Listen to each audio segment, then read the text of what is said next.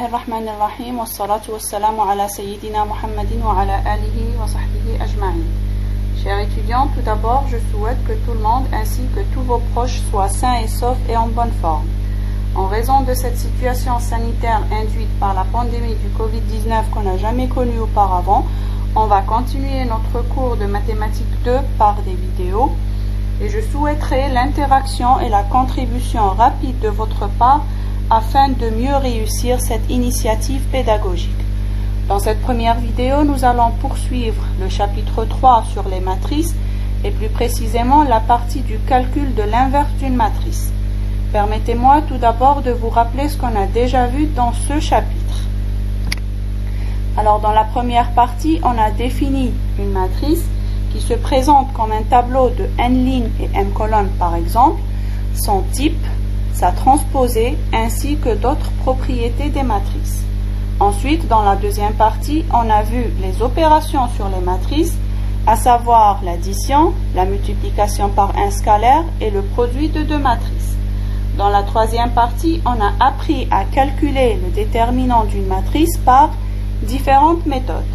La première est la règle de Sarus, qui s'applique uniquement pour les matrices d'ordre inférieur ou égal à 3, et qui consiste à ajouter en dessous du déterminant les deux premières lignes de la matrice et faire la différence entre les produits obtenus parallèlement à la diagonale principale avec les produits obtenus parallèlement à la diagonale non principale, ou bien ajouter les deux premières colonnes à gauche ou à droite et utiliser le même procédé. La deuxième méthode est le développement suivant une rangée, une ligne ou bien une colonne. C'est une méthode qui s'applique pour tout type de matrice et qui consiste à calculer le déterminant d'une matrice par la formule suivante. Le déterminant de A égale la somme pour J égale à 1 jusqu'à N AIJ fois grand AIJ, c'est le développement suivant la ième ligne, ou bien le déterminant de A égale la somme pour I égale à 1 jusqu'à N AIJ fois grand AIJ, et c'est le développement suivant la jème colonne. Avec petit AIJ, c'est les éléments de la matrice A, et le grand AIJ, c'est le cofacteur de l'élément AIJ. Passons maintenant à la partie qui nous intéresse dans cette vidéo et qui porte sur le calcul de l'inverse d'une matrice par différentes méthodes. Tout d'abord, on appelle matrice inverse d'une matrice carrée A d'ordre n la matrice B si elle existe, telle que A fois B égale B fois A égale à la matrice identité du même ordre que A. La matrice A est inversible si et seulement si son déterminant est différent de 0. Et on note à moins 1 l'inverse de A.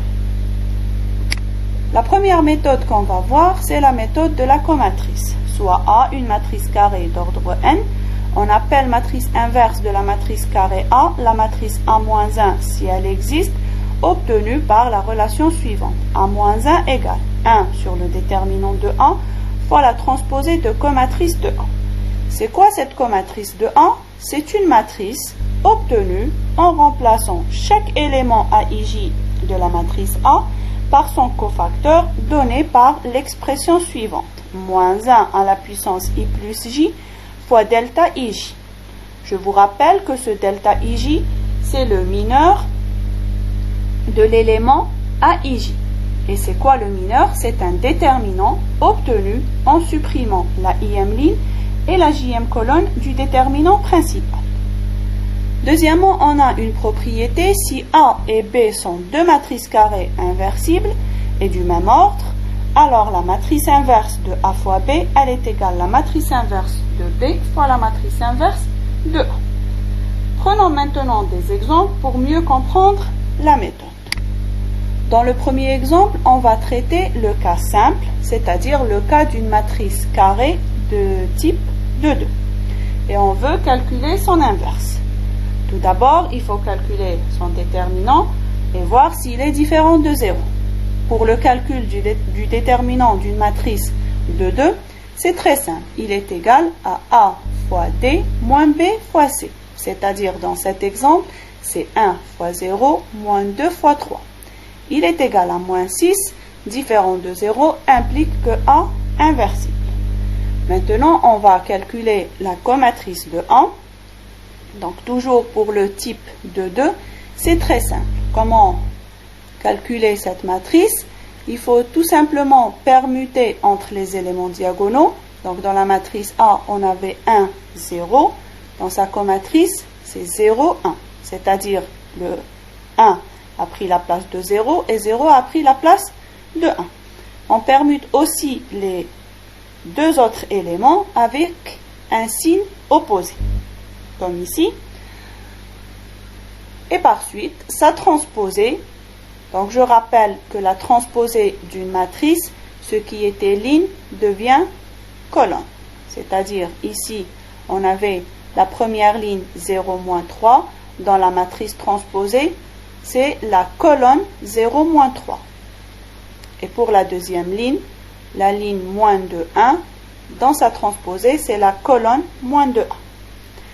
Donc, on a la matrice inverse de A égale 1 sur le déterminant de A qui est égal à moins 6 fois la transposée de la comatrice et on aura le résultat ici présent. Le deuxième exemple, on va prendre une matrice de type 3-3 et on veut calculer son inverse par la méthode de la comatrice. Donc, tout d'abord, il faut calculer son déterminant et voir s'il est différent de 0. Et pour cela, je vais utiliser la deuxième méthode, c'est-à-dire le développement suivant une rangée. Et j'ai choisi le développement suivant la première ligne, comme suit. Donc, tout d'abord, il faut faire les signes. Comment avoir ces signes?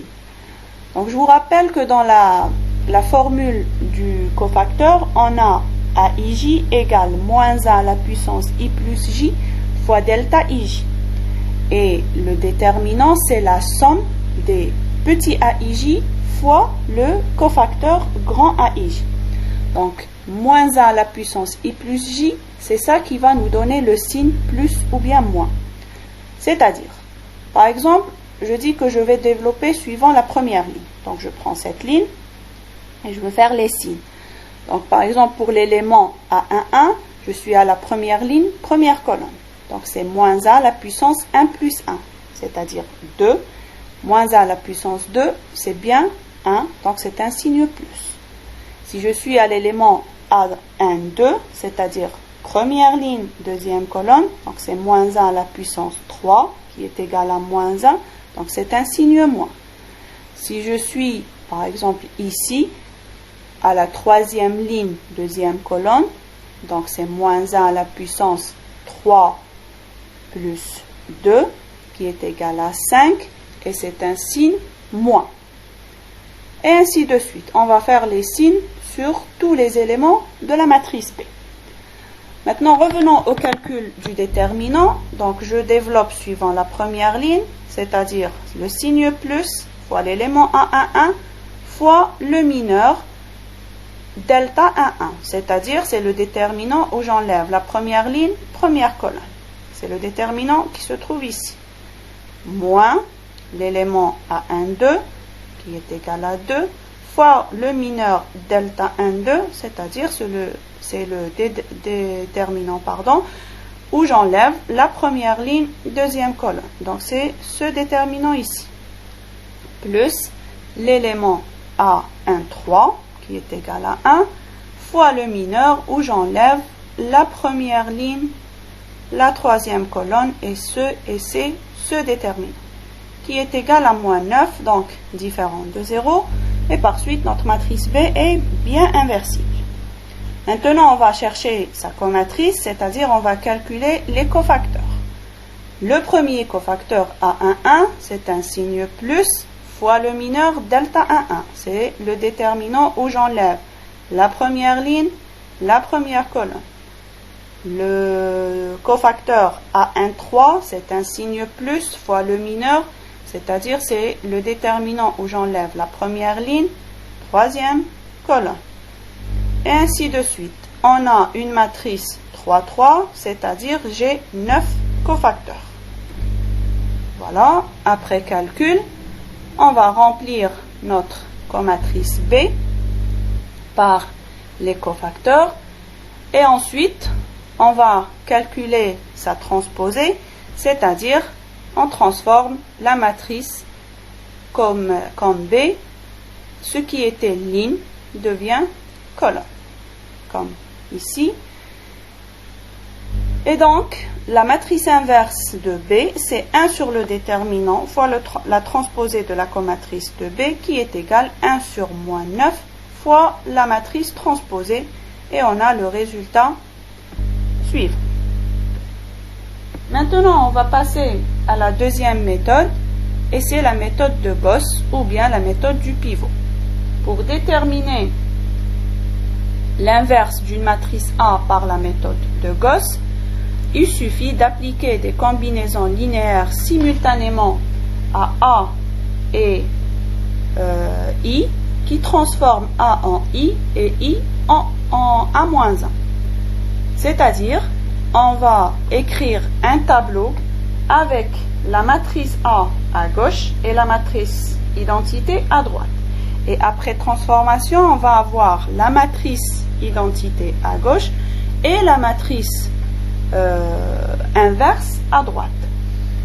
Donc pour mieux comprendre, je vais prendre un exemple, et j'ai pris le même exemple que précédemment pour voir que, quelle que soit la méthode choisie, la matrice inverse, si elle existe, elle est unique. Donc vous allez voir qu'on aura le même résultat que précédemment. Donc j'ai pris la matrice A, je vais l'écrire à gauche. À côté, j'écris la matrice identité du même ordre que A, et on va faire des transformations pour changer cette matrice à la matrice identité et celle-là à la matrice inverse. Donc on a une matrice 3-3, ça veut dire on va faire 3 étapes. La première, c'est le premier pivot avec les éléments en dessous. Donc le premier pivot ici, il est égal à 1. Donc on ne va pas faire de transformation sur cette ligne. D'accord? Parce que dans la matrice identité, on a 1. Donc ici, le 1 existe. Ça veut dire qu'on ne change rien. On passe à l'élément 3. Donc pour avoir ici 0, qu'est-ce qu'on va faire? On va faire la transformation suivante. La nouvelle ligne 2, c'est l'ancienne ligne 2 moins 3 fois la ligne du pivot. Donc c'est 3 moins 3 fois 1 qui est égal à 0. Et si je fais une transformation pour cet élément, c'est toute la ligne qui va être changée, comme suit. La même chose pour l'élément moins 1. Pour avoir ici 0, il suffit tout simplement de faire la somme avec la ligne du pivot. Donc la ligne 3 devient l'ancienne ligne 3 plus la ligne du pivot. Et on a le résultat ici présent. Donc, à partir de cette étape, on oublie cette ancienne matrice et on va travailler avec la nouvelle. Donc, la deuxième étape consiste à changer le deuxième pivot qui est égal à moins 5. Il faut le rendre égal à 1. Alors, pour avoir 1 ici, il suffit tout simplement de diviser par moins 5 la ligne 2. Voilà. Après, pour changer l'élément 2 en 0, on va faire la transformation suivante. La première ligne, elle est égale à l'ancienne ligne 1 plus 2 sur 5 fois la ligne du pivot. Et pour avoir ici 0, la ligne 3, elle est égale à l'ancienne ligne 3 plus 6 sur 5 fois la ligne du pivot. Alors après calcul, on trouve la matrice suivante. Donc on a bien le deuxième pivot égal à 1 et les éléments au-dessus et en dessous égal à 0. Maintenant la dernière étape, c'est le dernier pivot qui est égal maintenant à 9 sur 5. Et toujours on oublie cette ancienne matrice et on va travailler avec la nouvelle. Donc pour avoir ici 1, on va multiplier la troisième ligne par 5 sur 9. Donc, toute la ligne par 5 sur 9. Maintenant, pour avoir ici 0, je vais faire la transformation suivante. La nouvelle ligne 2, c'est l'ancienne ligne 2, moins 1 sur 9 fois la ligne du pivot. Et pour avoir ici 0, la ligne 1, elle est égale à l'ancienne ligne 1, moins 1 sur 3, la ligne du pivot. Et par conséquent, on a le résultat suivant, c'est-à-dire à gauche, c'est la matrice identité, et à droite, la matrice inverse de A. Et vous pouvez bien sûr vérifier que les calculs sont justes par le calcul A fois A moins 1 égale A moins 1 fois A. Et il faut avoir la matrice identité. Voilà. Par ces deux méthodes, on a vu les différentes méthodes pour le calcul de l'inverse d'une matrice. Et on continue avec d'autres vidéos, Inch'Allah.